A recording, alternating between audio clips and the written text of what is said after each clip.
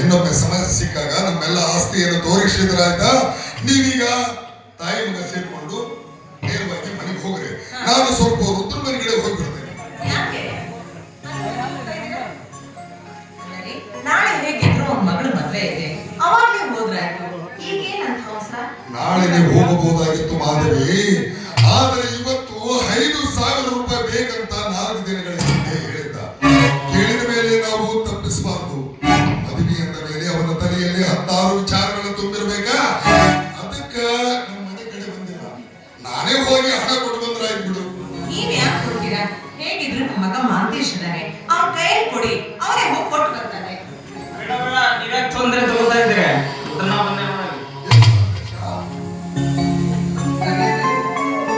ಏನ್ರಿ ತಾಯಿ ತಂದೆ ಮಗ ಕೂಡಿಕೊಂಡು ಯಾವ್ದಾದ್ರು ದೇವಸ್ಥಾನ ನೋಡಕ್ ಹೊರಟಿರೋ, ಇಲ್ಲ ಯಾವ್ದಾದ್ರು ಸಮಸ್ಯೆ ಬಗೆಹರಿಸುವುದಕ್ಕಾಗಿ ಹೊರಟಿದ್ದೀರೋ? ಸಮಸ್ಯೆ ಬಗೆಹರಿಸುವ ಸಮಯವೇ ನನಗೀಗ ಹೆಚ್ಚಾಗಿರುವುದರಿಂದ ನಮ್ಮ ಮನೆಯ ಸಮಸ್ಯೆಗಳೇ ನನಗೀಗ ತಿಳಿಯದಂತಾಗಿದೆ. ಅದಕ್ಕಾಗಿ ನಮ್ಮ ಮನೆಯ ವ್ಯವಹಾರವನ್ನೆಲ್ಲ ನಮ್ಮ ಮಗ ಮಾಂತೇಶನಿಗೆ ಒಪ್ಪಿಸ್ತಾ ಇದ್ದೇನೆ. ಅದಕ್ಕಾಗಿ ನಮಗಿರುವ ಆಸ್ತಿ, ಬಾಳೆ ತೋಟ, ಭತ್ತದ ಗದ್ದೆ, ಕಬ್ಬಿನ ಜಮೀನು ತೋರಿಸುವುದಕ್ಕಾಗಿ ಇವತ್ತು ಮಾಂತೇಶನನ್ನು ಕರೆದುಕೊಂಡು ತೋಟಕ್ಕೆ ಹೋಗಿದ್ವಿ. ಇವತ್ತು ತುಂಬಾ ಬಿಸಿಲು, ಅದಕ್ಕೆ ಸ್ವಲ್ಪ ಬೇಸರ ಆಯ್ತಾ ಮನೆ ಕಡೆ ಹೊಂಟಿದ್ವಿ. ಹೆಂಗೋ ಮನೆ ಕಡೆ ಹೊರಟಿದ್ರಿ, ನಮ್ಮ ಮನೆ ಕೆಲಸ ಹೋಗ್ರಿ. ಮಹದೇಶ ಕಡೆಯವರು ಒಂದು ಸತನು ನಮ್ಮ ಮನೆಗೆ ಬಂದಿರಿ. ಯಾಕ್ರಿ ಇದಕ್ಕೆ ಬಂದಿರೇನ್ರಿ? ಅದಕ್ಕೆ ಇವತ್ತು ನೀವು ಎಲ್ಲರೂ ಕೂಡಿ ನಮ್ಮ ಮನೆಗೆ ಬಂದ್ರ ಅಲ್ರಿ, ಈ ಬಡವರ ಮನೆ ಸ್ವಲ್ಪ ಪಾವನವಾಗಬಹುದಂತ ನನ್ನ ಆಸೆ. ನೋಡಪ್ಪ, ಎಲ್ಲ ತೋಟ ಎಲ್ಲ ಸುತ್ತಾಡ್ಕೊಂಡು ಬಂದು ನಂಗಂತೂ ತುಂಬಾ ಸುಸ್ತಾಗಿದೆ.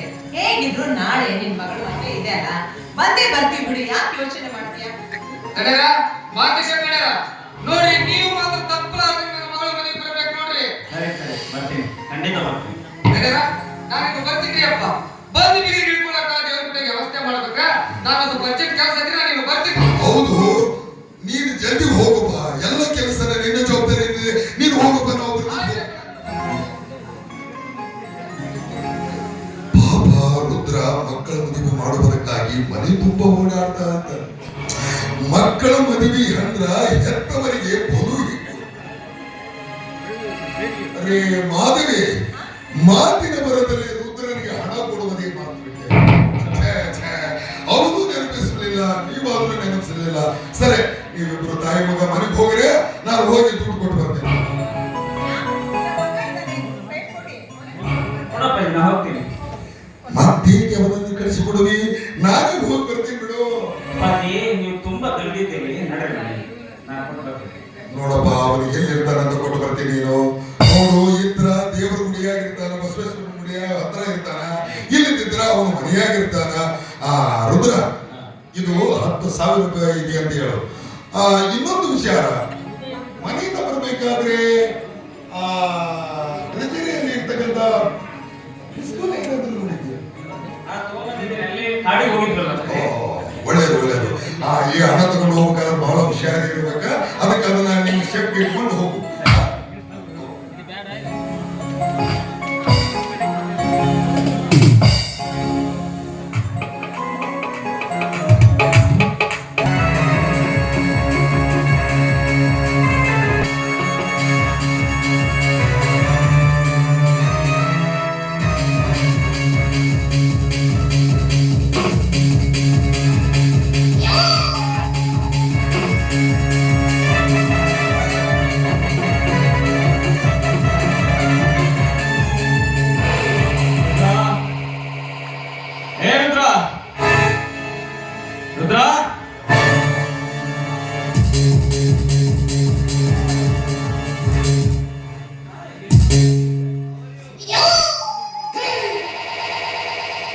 ಬ್ಯೂಟಿ, ನಮ್ಮ ಹಳ್ಳಿಯಲ್ಲಿ ಬ್ಯೂಟಿ.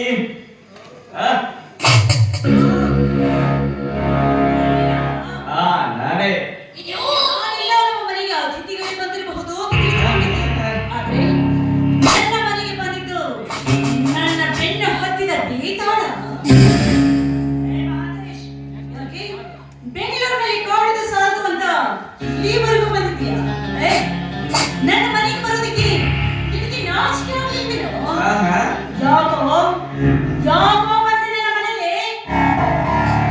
ಬರಬೇಕಾದವರ ಮನೆಗೆ ಬಂದಿದ್ದೇನೆ. ಮತ್ತೊಬ್ಬರ ಮನೆಗೆ ತಪ್ಪು ಹೆಜ್ಜೆ ಇಡಲು ನಾನೇನು ಲಜ್ಜೆ ಬಿಟ್ಟ ಪುರುಷನಲ್ಲ. ನಾನಾರೆಂಬುವುದನ್ನು ನೀನಿನ್ನೂ ಅರಿತುಕೊಂಡಿಲ್ಲ. ಒಂದು ವೇಳೆ ಅರಿತುಕೊಂಡಿದ್ದರೆ ನಾ ಬರುವ ಮುನ್ನವಾಗಿಯೇ ಬಾಗಿಲಲ್ಲಿ ನಿಂತು ನನ್ನನ್ನು ಸ್ವಾಗತ ಮಾಡಿಕೊಳ್ಳುತ್ತಿದ್ದೆ. ಈ ವಿಷಯ ತಿಳಿಲಾರ್ದು ನಿನ್ನ ದುರ್ದೈವ. ಅಂಬಿಕಾ, ನೀನು ಈ ಊರ ಧನ್ರಾಜ್ ದಣಿ ಹತ್ತಿರ ದುಡಿಯುವ ಆ ರುದ್ರನ ಮಗಳು ತಾನೆ?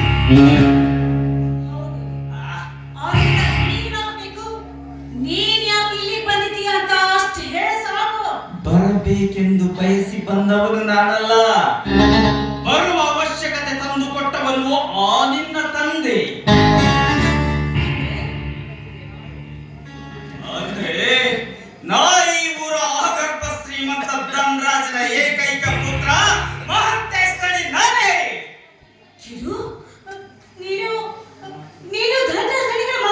ಆಹಾ, ಏಕೆ ಮೈಯಲ್ಲಿ ಹರಿಯುವ ರಕ್ತ ಹೆಪ್ಪು ಬಿಟ್ಟಿದೆ?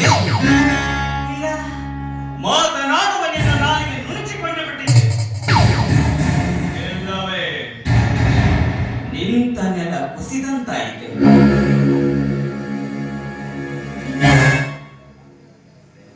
ಹೇಳು ಅಂಬಿಕಾ, ಈಗ ಹೇಳು, ನಾನು ನಿನ್ನ ಪ್ರೀತಿಯನ್ನು ಬಯಸಿದ್ದು ತಪ್ಪಾಗಿ ಹೋಯಿತೆ? ನಿನ್ನನ್ನು ಕಂಡು ನನಗೆ ದುಃಖವಾಗ್ತಾ ಇದೆ. ದುಃಖವೇ? ಯಾಕೆ? 10 ಜನರಿಗೆ ಬುದ್ಧಿ ಹೇಳುವ ಶಿವಚಂದ್ರ ಮಠದಲ್ಲಿ ಮುದ್ದು ಗಿಳಿ ಹುಟ್ಟಬೇಕಾಗಿತ್ತು. ನಿನ್ನಂಥ ಮಣ್ಣು ತಿನ್ನುವ ಮನುಷ್ಯ ಅವನಿಗೆ ಸ್ವಲ್ಪ ಹತೋಟಿಯಲ್ಲಿಟ್ಟುಕೊಂಡು ಮಾತನಾಡು. ನಾನೆಂಬುದನ್ನು ಮೊದಲು ಅರಿತುಕೊಂಡು ಮಾತನಾಡು. ನಾನು ಮನಸ್ಸು ಮಾಡಿದರೆ ನಿನ್ನಂತ 10 ಸುಂದರಿಯರನ್ನು ತಂದು ಸಾಲಾಗಿ ನಿಲ್ಲಿಸಿ ಬಿಡಬಲ್ಲೆ. ಆ ಶಕ್ತಿ ನನ್ನಲ್ಲುಂಟು. ನಿನ್ನಂತ ಬಡ ಕುಟುಂಬಗಳಿಗೆ ನಿತ್ಯ ಅನ್ನ ಹಾಕುವ ಪುಣ್ಯವಂತನ ಮನೆತನ ನನ್ನದು. ಆದರೂ ಅಂಬಿಕಾ, ನೀ ಏನೇ ಹೇಳು, ನಿನ್ನನ್ನೇ ಕಟ್ಟಿಕೊಳ್ಳಬೇಕೆಂಬ ಹಂಬಲ ನನ್ನ ಮನದಲ್ಲಿ ತುಂಬಿ ತುಳುಕಾಡುತ್ತಿದೆ. ನಾನು ಅಷ್ಟೊಂದು ರೂಪಸಿ? ಅಂಬಿಕಾ, ನಿನ್ನ ರೂಪ ಲಾವಣ್ಯ ನನ್ನನ್ನು ಮೂರ್ಖನನ್ನಾಗಿ ಮಾಡಿಬಿಟ್ಟಿದೆ. ನಿನ್ನ ಯೌವನದ ಬಳಿಯಲ್ಲಿ ಅಂಬಿಗನಾಗಿ ಈಜಬೇಕು ಎಂಬ ಹಂಬಲ ನನ್ನ ಮನದಲ್ಲಿ ಕಾಡುತ್ತಲಿದೆ. ಅಂಬಿಕಾ, ಇಷ್ಟು ದಿನ ನೀನು ಆಕಾಶದಲ್ಲಿ ಹಾರಾಡುವ ಹಕ್ಕಿ ಎಂದು ಸುಮ್ಮನಾಗಿ ಈ ಹಕ್ಕಿ ನನಗೆ ದಕ್ಕಲಾರದ್ದು ಎಂದು ತಿಳಿದುಕೊಂಡು ಬಿಟ್ಟಿದ್ದೆ.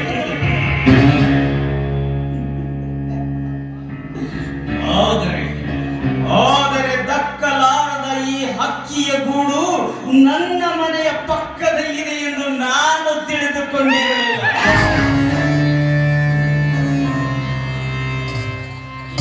ಈಗ ನೀನು ಮಹಂತೇಶನ ಅರಮನೆಯಲ್ಲಿ ಅರಳಿ ನಿಂತ ಅರಗಿಣಿ. ನೀನೇನಾದರೂ ನನ್ನಿಚ್ಛೆಯನ್ನು ಒಪ್ಪದಿದ್ದರೆ ನಿನ್ನ ದೇಹವನ್ನು ಕುಕ್ಕಿ ತಿನ್ನುವ ರಣಹದ್ದು ನಾನಾಗಬೇಕಾಗುತ್ತದೆ. ಮಾನ ಬಯಸಿದ ಹಕ್ಕಿಯನ್ನು ಕುಕ್ಕಿ ತಿನ್ನೋದಕ್ಕೆ ನಾನೇನು ದೇವದಾಸಿಯ ಹಕ್ಕಿ ಇಲ್ಲ. ದೇವರಿಗೆ ಅಂತ ಮೀಸಲಾಗಿಟ್ಟ ಹಕ್ಕಿ ನಾನೇ.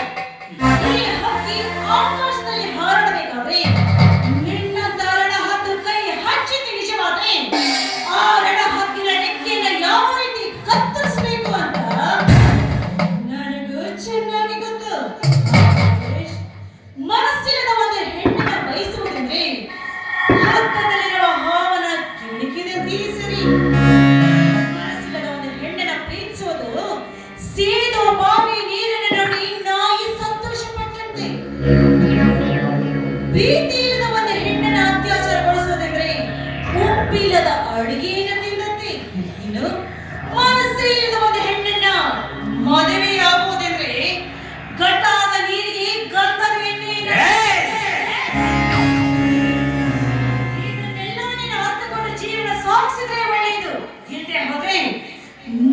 ಕೈಯಾರೆ ನಿನ್ನ ಕೊಲೆಯಾಗಬೇಕಾದ ಕೊಲೆ ಮುಚ್ಚು ಬಾಯಿ, ಹುಚ್ಚು ಹೆಣ್ಣೆ. ನಿಚ್ಚೆಯನ್ನು ನೀ ತುಚ್ಛೀಕರಿಸಿದ್ದೆ, ಆದರೆ ಇಂಥ ದಿನದಲ್ಲಿ ನಿನ್ನನ್ನು ಹೂತು ಹಾಕಿ ಬಿಡುತ್ತೇನೆ. ನಿನ್ನಂತಹ ಕೊಪ್ಪಿದ ಹೆಣ್ಣನ್ನು ಬೇಟೆಯಾಡುವುದೆಂದರೆ ಓಡುವ ಜಿಂಕೆಯನ್ನು ಬಾಣದಿಂದ ಹೊಡೆದಷ್ಟೇ ಸಂತೋಷ ಈ ಮಹಾಂತೇಶನ ಪಾಲಿಗೆ. ನಿನ್ನಂತಹ ಸೌಂದರ್ಯವತಿವಾದ ಯೌವನ ತುಂಬಿದ ಹೆಣ್ಣನ್ನು ನನ್ನ ಪ್ರೇಮದ ರಥಕ್ಕೆ ಕಟ್ಟಿ ಕಾವಲ ಚಾಟಿಯಿಂದ ಹೊಡೆದು ನನ್ನ ರಥವನ್ನು ಓಡಿಸುವುದು ಹೇಗೆಂಬುದು ಈ ಮಹಾಂತೇಶನಿಗೆ ಚೆನ್ನಾಗಿ ಅಂಬಿಕಾ, ಈಗ ನೀನು ನನ್ನ ಅರಮನೆಯ ಆಳು. ಇದು ನನ್ನೂರು, ಇಲ್ಲಿ ನಾನೇ ಮಾಲೀಕ. ನಾನು ಹೇಳಿದಂತೆಯೇ ನಡೆಯುವುದು. ನೋಡು ಅಂಬಿಕಾ, ಮನಸ್ತಾಪದಿಂದ ಇಬ್ಬರಿಗೂ ಸಮಾಧಾನವಿಲ್ಲ. ಹೆಚ್ಚಿಗೆ ಮಾತನಾಡದೆ ಈ ಮಹಾಂತೇಶನಿಂದ ಹೇಳಿದಂತೆ ನಡೆದುಕೊಂಡರೆ ಸರಿ.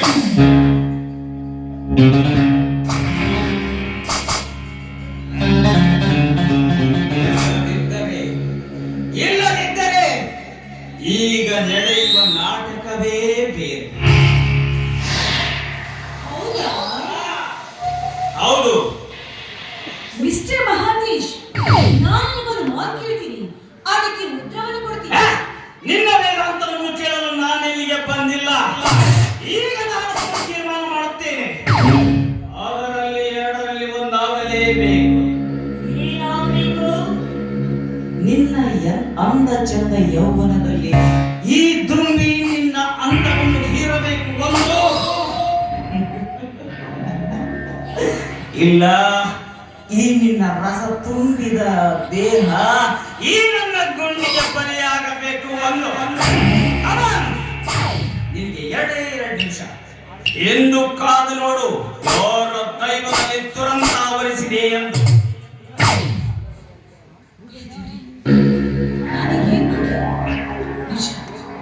ಈ ನೀಚ ಈಗಾಗಲೇ ಒಂದು ನಿರ್ಧಾರಕ್ಕೆ ಬಂದಿದ್ದಾರೆ. ಇವನು ಹೇಗಾದ್ರೂ ಮರಳು ಮಾತ್ರ ಮಾತಾಡಿ ನಾನು ಇವನಿಂದ ಹೇಗಾದ್ರೂ ಪಾರಾಗಲೇಬೇಕು. ನಿಜ, ಪಾರಾಗಲೇಬೇಕು. ಹಾ ಮಹಾಂತೇಶ್, ನೀವು ನನಗೆ ಇಷ್ಟೊಂದು ಪ್ರೀತಿ ಮಾಡ್ತಾ ಇದ್ದೀರಿ ಅಂತ ನನಗೆ ಗೊತ್ತೇ ಇರಲಿಲ್ಲ. ನಿಜ, ನಾನಿಂಥ ಅದೃಷ್ಟವಂತೆ. ನಿಮ್ಮ ಮಾತಿನಂತೆ ನಡೆದುಕೊಳ್ತೀನಿ. ನಾಳೆ ನನ್ನ ಮದುವೆ ನಿಂತು ಹೋಗಲಿ, ಇವತ್ತಿನಿಂದ ಪ್ರಾರಂಭವಾಗಲಿ ನಮ್ಮಿಬ್ಬರ ಈ ಪ್ರೀತಿ ಪ್ರೇಮ.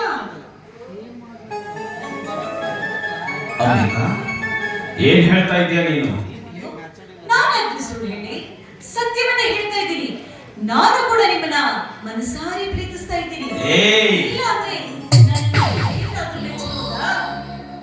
ಈ ಮಾತು ಸತ್ಯವೇ? ಇದರಲ್ಲಿ ಮೋಸವಿಲ್ಲ ತಾನೇ? ಮೋಸ? ನಿಮ್ಮಂಥ ದೇವರಿಗೆ ಮೋಸ ಮಾಡಿದ್ರೆ ಆ ದೇವರಾದ್ರೂ ನನ್ನನ್ನು ಮೆಚ್ಚಿಕೊಳ್ಳುತ್ತಾ? ಅಂಬಿಕಾ,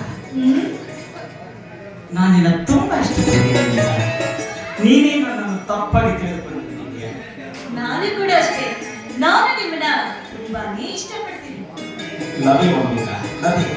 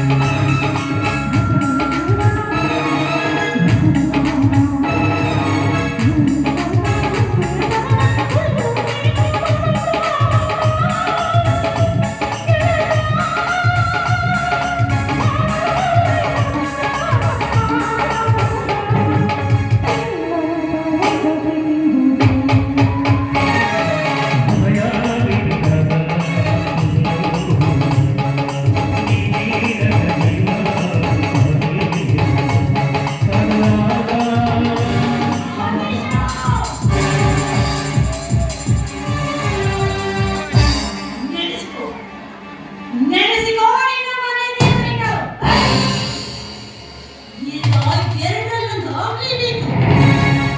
ನೀನಿಲ್ಲಿಂದ ತೊಲಗಬೇಕು, ಇಲ್ಲ ನನ್ನ ಕೈಯಾರೆ ನಿನ್ನ ಪ್ರಾಣ ಹೋಗ್ಬೇಕು. ಮೌನವಾಗಿರುವುದಿಲ್ಲ, ರಕ್ತ ಕುಕ್ಕಿ ಹೋಯ್ತೆ. ಮಾತಾಡಬೇಕು. ಅಂಬಿಕಾ, ಜೋಕ್ ಮಾಡಬೇಡ, ಅದು ಲೋಡೆಡ್ ಗನ್. ಜೋಕ್ ಮಾಡಬೇಡ ಅಂಬಿಕಾ. ನಾವು ಹೊರಟೋಗ್ತೀವಿ ಅಂಬಿಕಾ.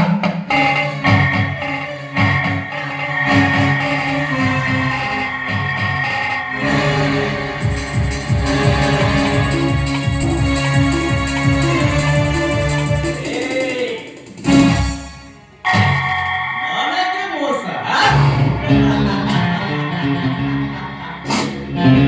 ಅಂಬಿಕಾ, ಯಾರು ನೆನೆಸಿಕೊಳ್ಳಬೇಕು ಮನೆಯ ದೇವರು.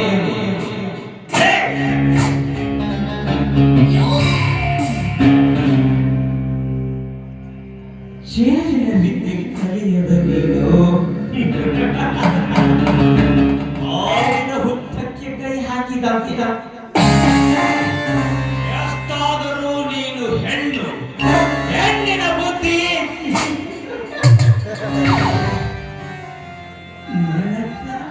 ನನಗೆ